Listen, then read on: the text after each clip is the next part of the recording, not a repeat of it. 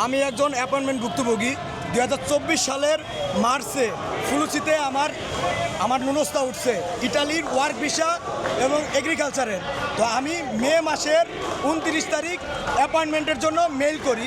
তো এখন পর্যন্ত 1.5 বছর হয়ে গেল আমাদের অ্যাপয়েন্টমেন্ট দিচ্ছে না তারা। 25 সালে তারা ফুলুচি দিল, ইটালি সরকার ফুলুচি দিয়ে তাদের যে নুনস্তা পাইছে, তাদের অ্যাপয়েন্টমেন্টও দিচ্ছে ওই ফর্মের মাধ্যমে।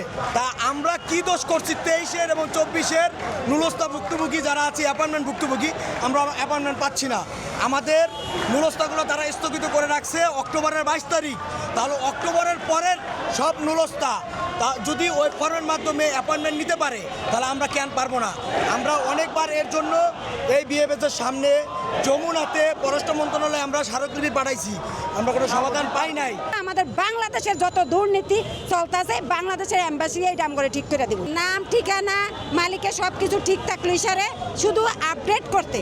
আরে ভাই, তোমরা তো অ্যাট ফার্স্টে বলছিলে যে কোনো মেয়াদ লাগবে না, এখন কেন আবার নতুন করে মিথ্যা কথা প্রচারণা করে মানুষকে হয়রানি করতেছ?